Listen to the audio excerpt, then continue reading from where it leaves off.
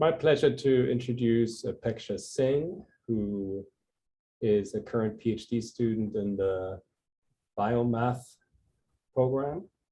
And she's an MD PhD at UCLA and began a PhD portion about a year and a half ago or so.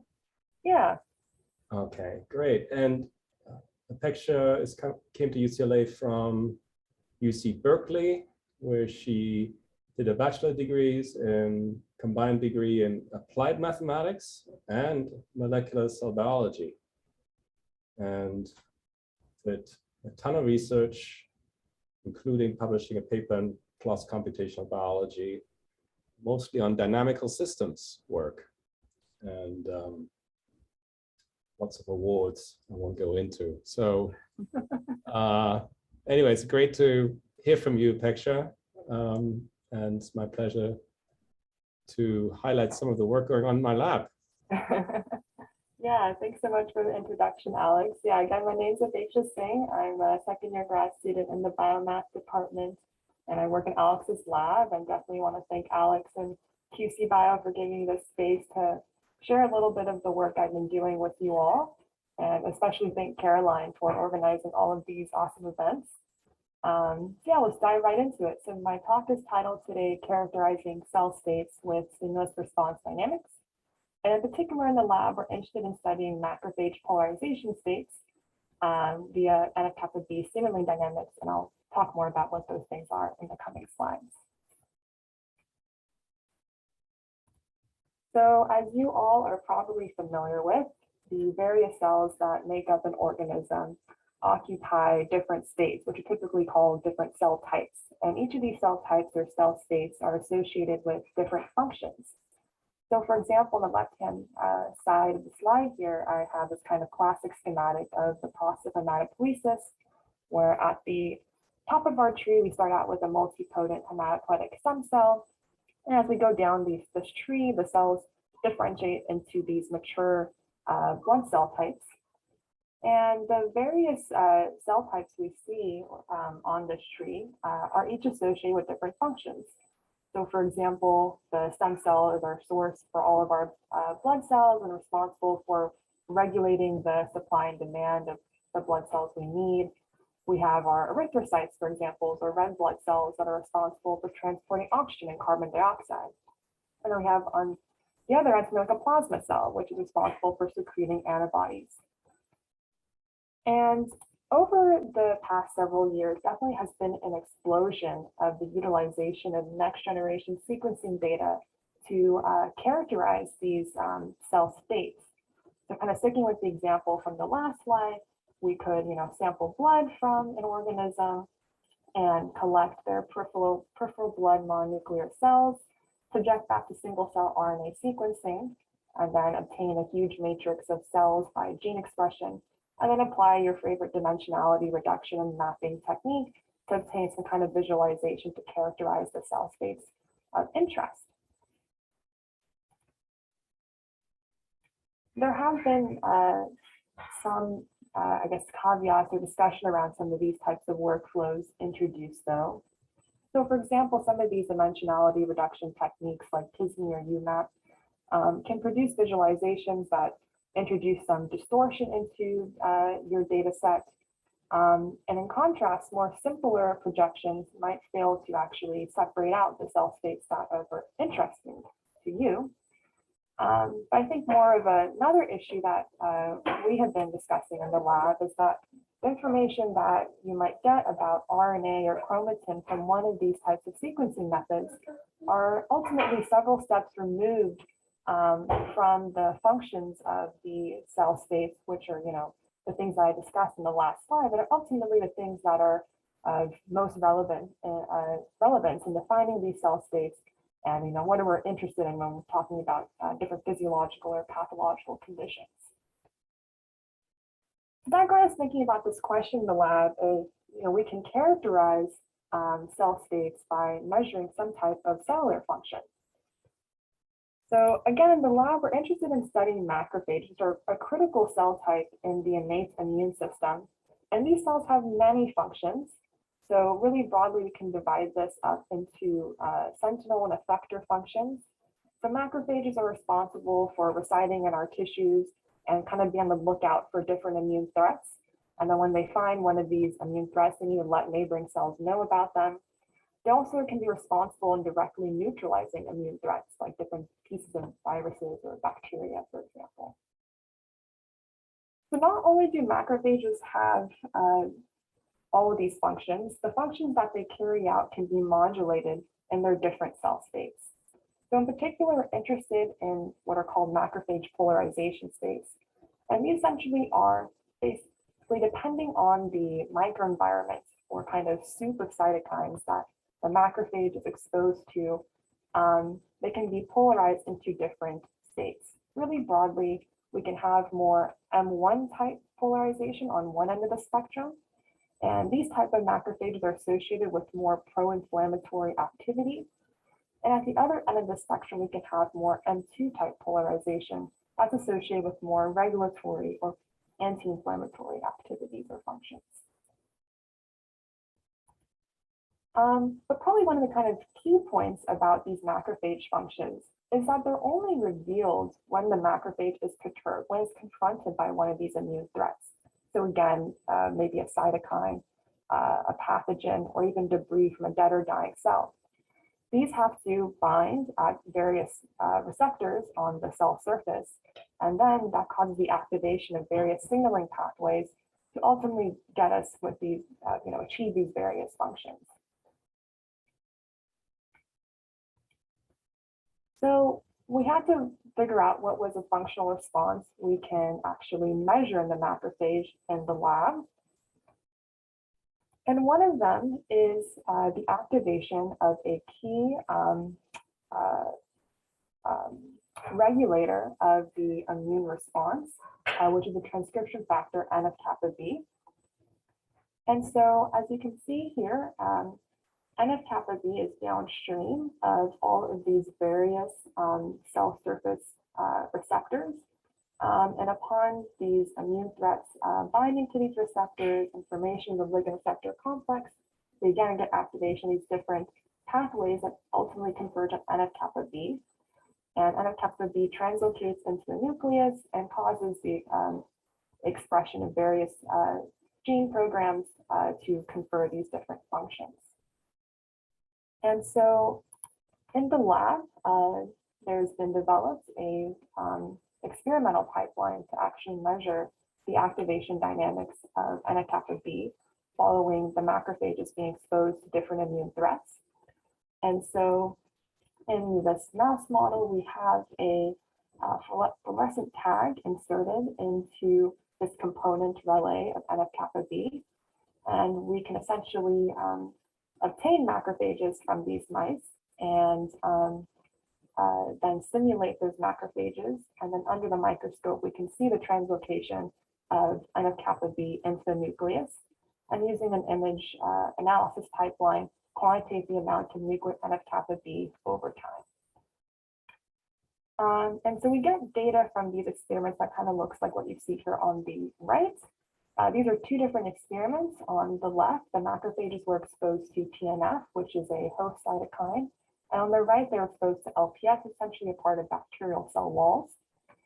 And in these heat maps, each row corresponds to a different single cell in the experiment, and the color corresponds to the amount of nuclear NF-kappa B over time.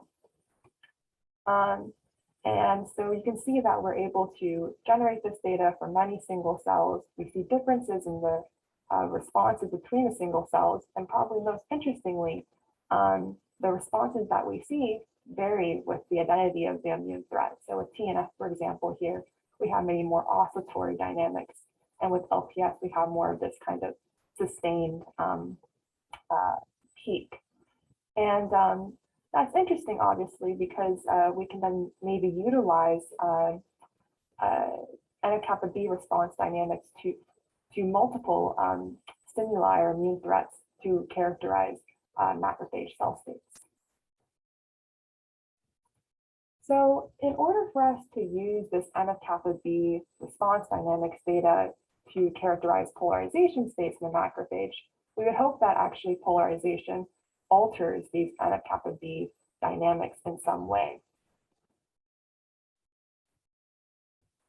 So a previous lab member, Supriya Sen, generated this huge experimental data set where she polarized macrophages into 6 different polarization conditions, which included also a naive or essentially unpolarized condition. And then for each of those polarization states, the macrophages were stimulated with 8 different immune threats or ligands, and then were subjected to the same type of imaging and quantification pipeline. And the result was that we definitely could see that polarization is modulating NF-kappa-B stimulus response dynamics. So again, on the slide on the left, we have responses to TNF, and on the right, we have responses to LPS. We again have responses in the naive or unpolarized condition in each case, but now we additionally have responses to macrophages that have been polarized with interferon gamma, so an M1 type polarization state, and then IL-4 and M2 type polarization state. And for example, with LPS stimulation, we can see that there is this increase in activity with interferon gamma polarization, and then a decrease in activity with IL-4 polarization. And now the hope is that we can utilize these differences, similarities, and NF-kappa-B response dynamics to help characterize and map the macrophage polarization states. So much like transcriptomic or epigenomic data, in order to get at some kind of visualization, some type of dimensionality reduction needs to be applied to your data to obtain that. And so in our case, instead of having gene expression, we now have single cells defined by these approximately 100 time point trajectories. And so one approach that was pursued was the development of these 6 trajectory features that were termed signaling codons. And the top left here, I just have a graphic describing what these 6 trajectory features are. And you can see, from the description here that not only are these, interpretable features, but they're also informative features. And what I mean by that is that by utilizing these 6 trajectory features, it was previously shown that these were sufficient in order to distinguish NF-kappa-B responses coming from different ligand stimulations. And so on the right here, we can see the signaling codon distributions for NF-kappa-B responses coming from different immune threat stimulations. And you can see how the signaling codon distributions vary across those conditions. And then also, what was previously done was a machine learning classifier was actually trained once using all this huge library of features, approximately 900 features, and then just using the 6 signaling codons to again differentiate. The classifier was tasked with differentiating these different, the identity of the immune threat that was associated with the different NF-kappa-B responses. And you can see that the performance of the classifier that was built using just the codons in the kind of medium gray is quite comparable to using all of the features and does quite better than just random sets of features. So I utilized this dimensionality reduction to try to come up with a mapping of our polarization states. So quite simply, I took a single cell NF-kappa-B trajectory from each of our ligand stimulation conditions across the polarization states, calculated out our signaling codons, and then just did a simple principal component analysis to come up with a 2-dimensional visualization. So here I'm just showing an example of some results of that procedure. So on the left, we have NF-kappa-B response dynamics to TNF. And then on the right, we have response dynamics to PAM3CSK, which is a different bacterial-associated ligand. And so each dot is a single cell, and the color corresponds to the polarization state of that particular cell. And then the diamonds are just the centroids of different polarization states. And so we can see with TNF stimulation, there's not much of a separation in the various polarization states. suggesting polarization does not have a huge effect on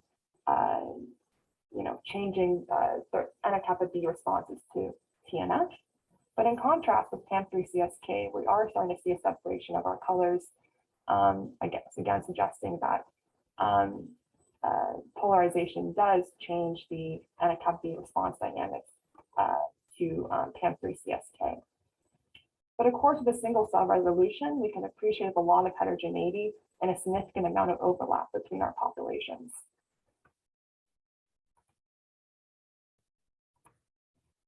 So finally, like I mentioned previously, it would ultimately be interesting to not only use the data from one immune threat stimulation to define our polarization states, but to integrate information from multiple immune threat stimulations to define our polarization states. But unfortunately, experimentally, we can only measure a single cell once. And so kind of one first pass simple solution to try to still integrate information across different ligand stimulations was simply just taking the mean signaling codon values across different ligand stimulations and then combining those to define our polarization states. And the result of that is what you see here on the left. And it does recapitulate some things we would expect. So for example, along PC1, we have our strong M1 type polarizer interferon gamma on one end, and then we have our strong M2 type polarizer IL-4 on one end. But we also appreciate some other things like our two M1 type polarizers, interferon gamma and interferon beta, have a significant distance in between them. And we also can see that IL-10 is our polarization state most similar to the M0 or naive condition. But again, with this approach, we're losing single cell resolution, and it might be masking the heterogeneity of these populations and the overlap in between them. The one thing we hope to do in the future is actually to simulate single cells in silico responding to multiple stimuli, and then using that information to build this kind of map with single cell resolution. So the last couple of minutes, I wanted to switch gears a little bit and talk about a related question we interrogated with this same data set, which is motivated by the question by the fact that, as I've shown, polarization does alter NF-kappa B response dynamics. And so we were interested in exploring then, does polarization then affect the ability of different NF-kappa B responses that are associated with different stimuli to be distinguished from one another? And so the reason why we're interested in this is when a macrophage is confronted with an immune threat, it not only just needs to respond to that immune threat, but it needs to respond to that immune threat in a way that is appropriate to the identity of that immune threat. And so we call this property stimulus response specificity. And one way you might go around quantifying it is by assessing how distinguishable are the various NF-kappa B response dynamics that are associated with different stimuli. So to interrogate this question a little bit, I trained a machine learning classifier model on various classification tasks, where I tasked the classifier with discriminating different ligands or different ligand sources. So I would sample data from across our polarization states, train the model, and then with the model would evaluate the model on testing data from the different polarization states and compare the model performance across the different polarization states.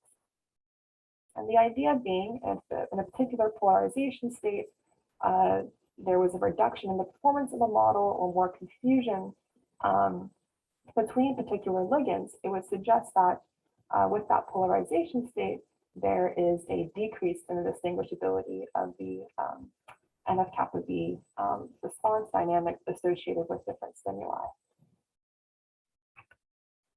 So one thing I just first looked at was the overall performance of the model across the different polarization states, which I just evaluated using the average F1 score. And on the left here, This is the performance on the task of classifying each individual ligand. And on the right, we have the task of classifying the different ligand sources. So whether this ligand is coming from a virus or coming from bacteria, for example.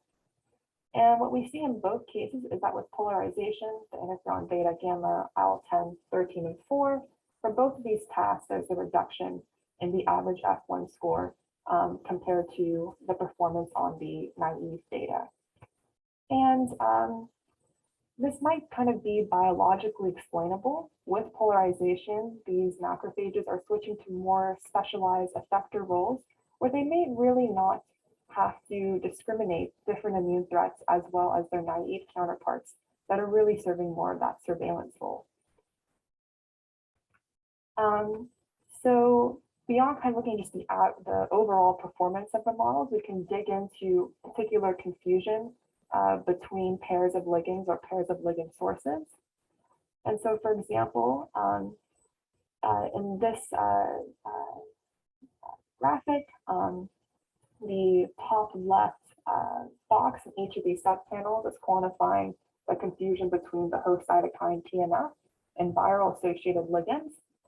And for example, with our two M1 type polarizers, we see a slight increase with interferon beta polarization, but a slight decrease with interferon gamma polarization. On the other hand, there are trends that are conserved across the polarization states. So with all the polarization states, we see an increase in this box here, which is corresponding to the confusion between viral associated and bacterial associated ligands, which is actually greatest in the interferon beta condition. And so we can return to our signaling codons that I introduced earlier to kind of get a sense of how these trajectories are changing with polarization to cause these areas of confusion. And so here I'm plotting the signaling codon distributions for the naive and interferon beta conditions for a viral associated ligand poly-IC and a bacterial associated ligand LPS.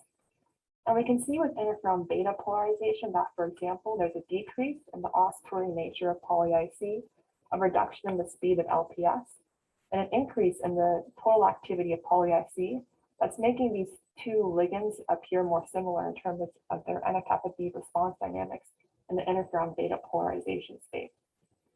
And interestingly, these are all changes that are associated with these responses becoming a bit more pathogen-like. So yeah, now I'd just like to wrap up and kind of review the main points of what I've shared today. So what I've shown is that polarization does seem to affect the response dynamics of NF-kappa-B. We might be able to utilize these NF-kappa-B response dynamics to characterize and map macrophage polarization states. And then finally, I briefly touched upon how we might use a machine learning classifier to quantify response specificity, and that there might potentially be a loss of stimulus response specificity with polarization. In the future, like I already mentioned, one thing that we're interested in doing is to utilize an existing mathematical model in the lab of the NF-kappa-B signaling network, and then inferring parameter distributions from this data set to ultimately be able to simulate single cell responses to multiple stimuli in silico. And then hopefully in the future, we can also utilize this mapping to interrogate macrophages coming from disease mouse models. So just want to end with some thank yous. Again, I want to thank Supriya Sen, who generated all the data for this project. Of course, my mentor, Alex Hoffmann, and all the folks at the Hoffmann Lab who are just very supportive and always have great ideas. And yeah, thanks for your attention and happy to take any questions.